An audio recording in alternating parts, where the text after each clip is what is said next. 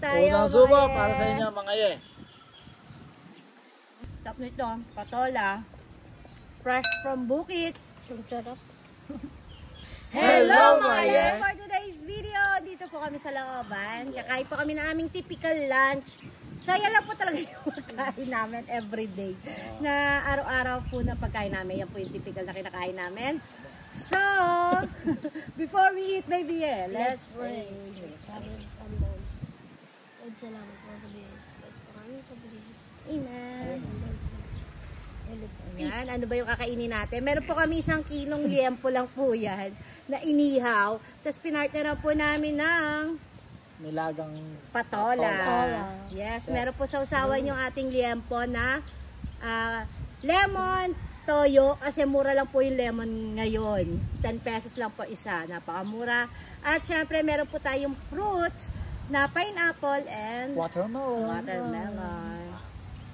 So yeah, let's eat na mga ye. Para kami nasa Amerika. Actually po, kakain po talaga kami dito sa looban. Sabi namin, bakit hindi natin i-video na para makita nga ng mga viewer kung ano yung kinakain natin everyday. Yung mga typical lang na pagkain namin dapat off-cam, pero in-on-cam namin. Yan. Sarap ito, patolo. Fresh na fresh. Siyempre, So, unang subo. Lagyan mo pa kuya ng isang lemon.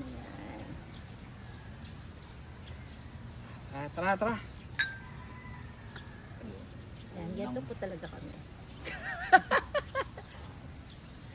Ay, sa pinya. Ang dami kalaban dito eh. Ano na kasi? Season po kasi nila. Oo, ano na talaga sila. Tapos prutas pa. Ayan, binaliri ko na yung sausaw. Sanay na kami. Sorry naman. Family naman kami kakain. Dahil lagyan nyo rin, sabi nyo sa lagyan daw ng lemon para hindi dumapo yung Oo nga, lagyan nyo dyan. Sa unahan. No, gitna syempre. Yan. Sige na, let's nakita nyo. cheers. Gang. Kain po tayo. Unang subo mga para sa inyo mga ye.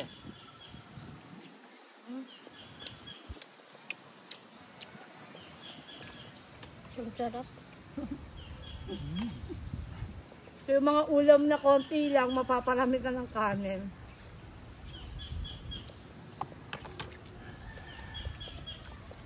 Oo nga, no? Ito yung hindi na yun. Ha? Ganun pala yun. Lagyan natin lemon sa gitna para hindi. Ayon sa scientist yun. Ano ba ba? Wala nang te, buto nga yun. Buto ng pakwan nakikita mo. Top nito, patola. Fresh from bukid. Salamat kay Kuya Rolly. Ayan, Kuya Rolly. Thank you sa patola. Pagpakasarap, manamis-namis.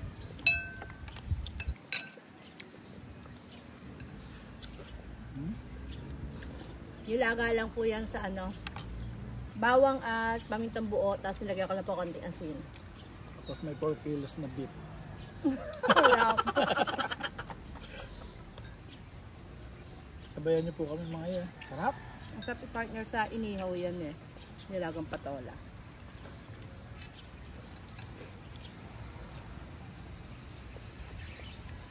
Actually, Sunday po kasi kaya inihaw na liyan po yung ulam na. Monday to Saturday, walang tindi. Mali ba? Wow. Pag Sunday kasi usually, yan po yung araw na masarap yung ulam. Para, di ba, tayo mga Pilipino, nasa kultura natin. Yung Naka-day off kasi mga tao. salo-salo pag Sunday, kaya doon po naghahanda ng masarap na lunch or dinner. Day off, walang pasok sa Or school. kung may extra pera, doon yung time ng nalabas. Kumain.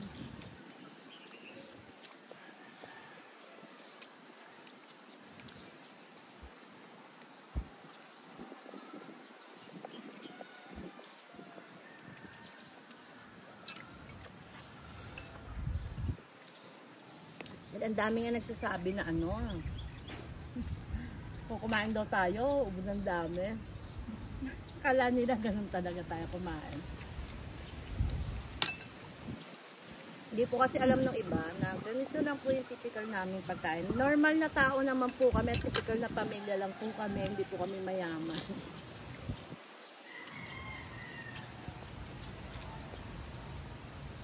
Parang katulad niya rin, salo-salo, hati-hati sa pagkain.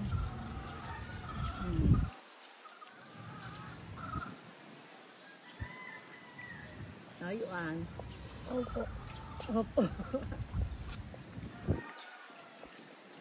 Siyempre kami, parang typical na pamilya. Pag may extra pera, doon lang nakakalabas. Doon lang makakain ng masarap. Kailangan pagsikapan lahat. Sarap ng ihaw.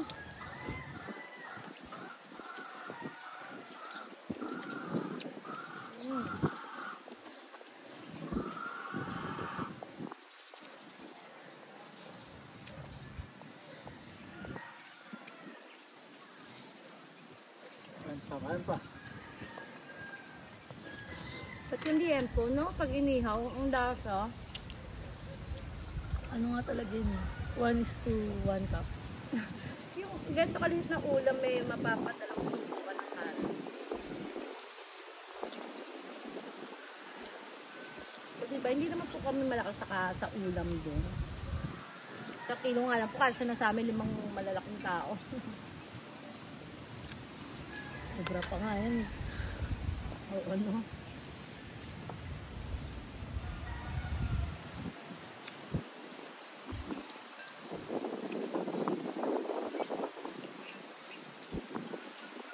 Ito talaga. Pag may upo, pag may patola na nilaga sa bawang. Gusto ko yung may, yung may pansit na patola. Hello. Pansit o miswa? Upo. Masarap din po yung miswa. Minsan malimit din po kasi ulam namin. Miswang may patola. Yung pancit Mickey na may patola. May, Pwede na may, Oo, ay, na may nagluluto May tokwa. papa. Ano? Pancit. Pancit. Ang tawag Inkit ba? Ang sarap nun. Pakwal siya. Ano? Kanin pa, Hindi- yuan. Hindi man pancit labog yan. Pancit Luglog. lugbe. Pancit Macau. Macau. Oh, pancit Ah, Macau. Tawag po naman tatanda, pansit Macau. Mickey po siya na may patola, merong tokwa, minsan may hipon, di ba? Sarap nun. Sarap po nun. Luluto po kami nun. Yung sa lolo ko may squid. Daddy, may lang ako. Ayan na. Mga kalaban natin.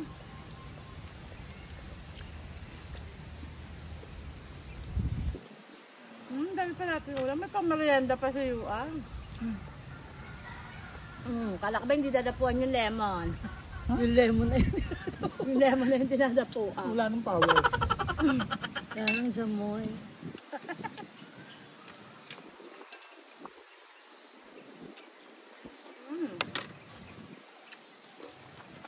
Wala bang higad ngayon, Daddy? Dito tayo sa looban.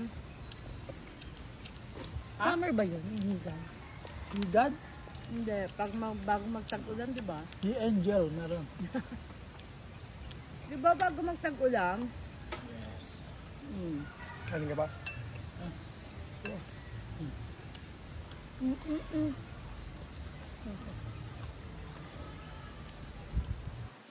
Higad.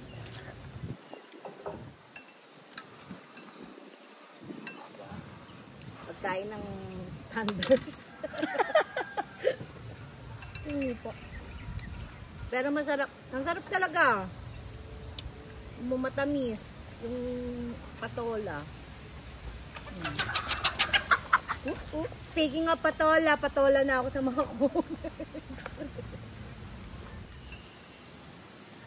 kasi nga, ba't nga hindi mo papatulan?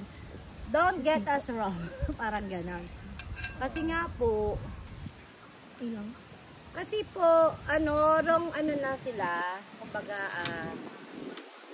mali na yung judge, parang gina-judge na nila talaga yung pagkatao na, hindi naman nila pinapanood ng buo yung video. Kaya nakakalungkot lang po na may mababasang comment.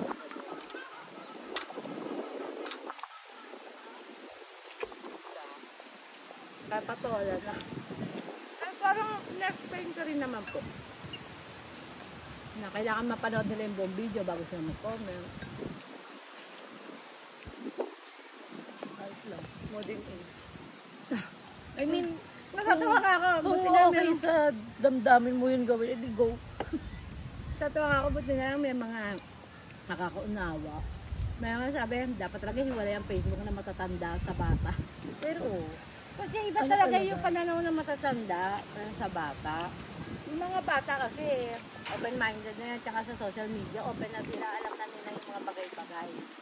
Alam nila yung mga tricks. Alam nila yung mga technique sa pagbibideo.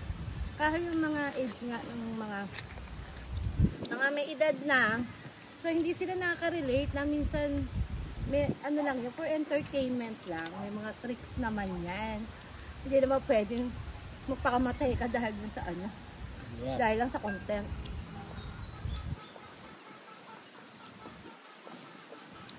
Speaking kasi may namatay nga na vlogger, di ba? Pero, syempre po, so rest in peace po kay sir. Syempre po, ano po yun eh, dapat alam din natin yung buong istorya ng balita. Yes. Yung iba kasi parang nakita lang, nabasa lang, nabalita lang.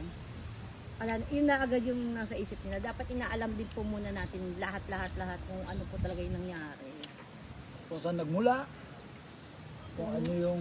Kung ano ba talaga, kung bakit ba talaga nangyari yun. Yes, don't kung ano yung deliver fake nakaraan. news. Opo, hindi yung iba kasi pag nakita lang, ay may namatay, ay narinig lang. Ay nabalita naman po sa radyo, napa social media, napa TV. So ando naman yung buong detalye, hindi naman pinanood ng buo. Anong tawag doon? Yung ano, yung nakakabuo ng storya based on ano lang, konting facts lang. May tawag doon eh. Chismis. Pwede Wala rin. namang conclusion agad eh, wala pang yung ano, tawag doon, yung process ng ano. Diba Wala dapat pang scientific method. Sarap. Kaya tuloy, nagiging mali-mali. Saka yun naman, it doesn't just apply sa ano, comment sila sa mukbang. Sa buong ano yun. Siyempre, pag nakakuha kayo ng balita, moving forward, bawa ka sa Bagyo, ganyan. Kapag na-deliver mo yung maling news sa ibang tao, siyempre magkakos ng panic. Yes. Ng Magiging ibang mali ano. rin yung action ng ano, nakarinig o nakareceive ng fake news. Parang kami ni Mami. Kasi nakakita ko sa balita, di ba? Sabi, may parating na bagyo, maganda. Ayun, nagminudo kami ni Mami. Pero ganun nga yun. Nudo, pansip. Sobrang ganda ng Naghanda na example pagkain. yun. Kakaroon kasi ng misunderstanding. Opo. Pagka hindi kompleto. Diba pagka sinabi mo, maganda kayo, ano, para saan? Pala naman eh. Para Maganda bagyo pala. kumain, maganda Pala naman yung umalis. napanood na bagyo, nakaraan na. Pwede rin. Hindi naman pala, ano. No, Dapat last year pa pa. i-detalya natin ng ayos. Yung, di ba? Yung ating pinanonood, yung ating pinakikinggan, para alam din natin, may papasa natin yung balita ng maayos din sa iba. Yes. Saka madali lang kasi manahimik pagka hindi mo naman alam yung nangyayari. Yung halimbawa, kung di mo pala alam, kung di ka fully aware Mami, sa pento, nangyayari, pento. huwag ka nalang magsalita. Kaso nga ang mga typical na Pinoy, di ba isang term lang na narinig? Nirarelate Saka na yung masama ano. din yung ano eh. Yung ano, sa pagkakaintindi ko, ganito daw. Hindi dapat. I mean, okay lang kung yun naiintindihan mo. Pero as ikaw naman sa nakaka-receive, dapat magets mo na perspective lang yun. Yung Sa kanya lang tao. yun, oo. Hindi siya Sa sarili lang ngayon. Hindi talaga yung in general, baga pang specific lang doon sa isang taong yun na nagbibigay ng opinion. Kain po sa pinya. Tamis eh. Isang pinya. Tamis.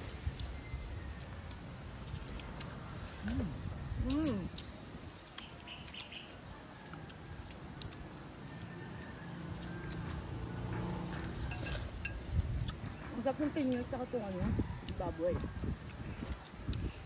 Tamis. Parang mo na. Nagiging ano, parang hamonado ba? Pininyahan. Linyahan nga. Yung aroma ng umiyaw ng liempo tapos Hamonado. Bakit? May pinya rin kayo hamonado. Ano ba kayo? May pineapple beef. Ay, mas marala lang yung pininyahan tsaka hamonado. Nababoy? Pininyan. May baboy ba? Kala ko manok yun. Pininyahang manok. Pero pag Hamonado, baboy, hamonado. Hamonado yun. Pero parang yung ingredients. Ba? Sa pininyahan may luya. Wala. Ba manok? Basta manok may luya. Wala. Hindi mo alam yun. Sa adobo lang yung Wala may luya. nga. Sa adobo. Tsaka mga tinola, sinampalo, kaya may luya. Oo. Alam ko yun. Kasi manok yun. Malansa. Luya nagpapatanggal lang sa. Ay, nako ate. Sa mga sinabawan na manok. Saka sa ano, may luya, mga seafoods, yung mga isda na sinabawan. Yeah. Pilangat, mga ibang paksiyo yan.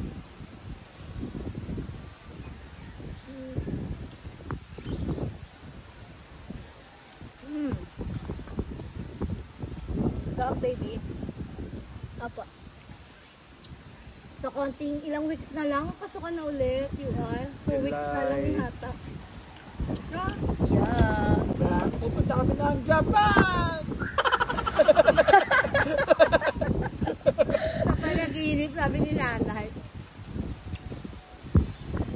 Kung gusto po talaga namin makapunta ng Japan. Hindi lang namin alam yung daan. Ang mahal pa na mauubos. Ang mahal na magagasto. Gano? Kahit yung ano lang, ano, parang yung Airbus lang yung Oo, sasakyan. yung murahin lang na pamasahe eh. Okay na eh. Ano pa din? Kaso ang mahal Mahal pa talaga. din ang ano. Hindi afford.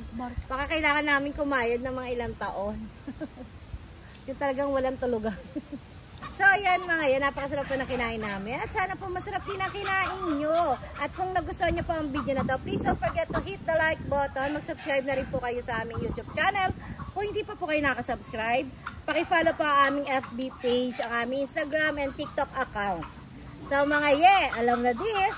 Until next video. Ito po Ligas Peller Cara family na nagsasabing, if If you want good vibes, just love us. Thank you. yung manok ko